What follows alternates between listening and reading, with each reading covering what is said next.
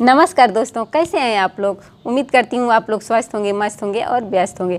दोस्तों आज मैं बहुत ही मज़ेदार जीवतिया गीत सुनाऊंगी, तो वीडियो को लाइक करना बिल्कुल ना भूलें और अपने दोस्तों के साथ भी शेयर करें। नाही आना धन सोनावा न कावा नो रतनवा न हो, चाही नाही आना धन सोनावा न कावा नो रतनवा न हो, तसियो माई दे तू गोदी में ललनवा तई है अरमानवा न हो, तसियो माई दे तू गोदी में ललनवा तई है अरमानवा न हो।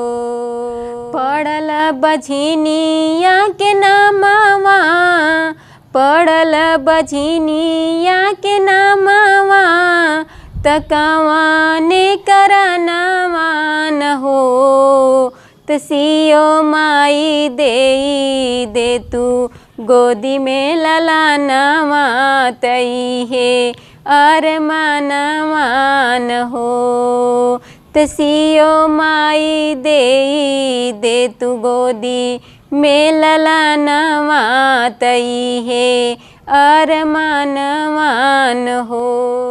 बराली पई बोयंगनवा, बजवई बो बजानवा न हो, गोबराली पई बोयंगनवा, बजवई बो बजानवा न हो, तसियो माई दे तू गोदी में ललनवा तई है अरमानवा न हो, तजिवतिया माई दे तू गोदी में ललनवा तई है अरमानवा न हो। चाही नाही आना धन सोनावा न कावा नो रतनवा न हो, तसियो माई दे तू गोदी में ललनवा तई है अरमानवा न हो, तसियो माई दे तू गोदी में ललनवा तई है अरमानवा न हो।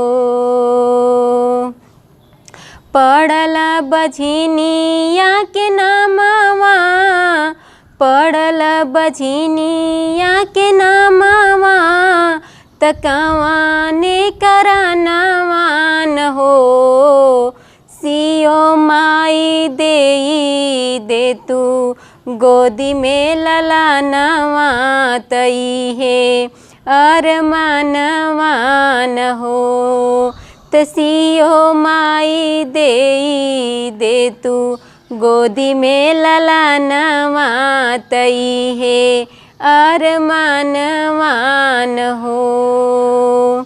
गोबराली पवती अंगनवा, बाजन बजवावती न हो, गोबराली पवती अंगनवा, बाजन बजवावती न हो, सियो माई दे तू गोदी में ललनवा तई है अरमानवा न हो। रखती मोनीर जल बरतिया त पड़ती राउर पाइया न हो, रखती मोनीर जल बरतिया त पड़ती राउर पाइया न हो, तजिवतिया माई दे तू गोदी में ललनवा तई है अरमानवा न हो,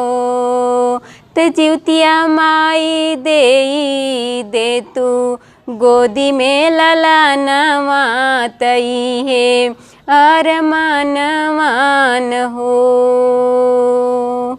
तो दोस्तों गीत कैसी लगी कमेंट में ज़रूर बताइएगा। फिर मिलते हैं अगली गीत में, तब तक के लिए अपना ख्याल रखिए। Bye by.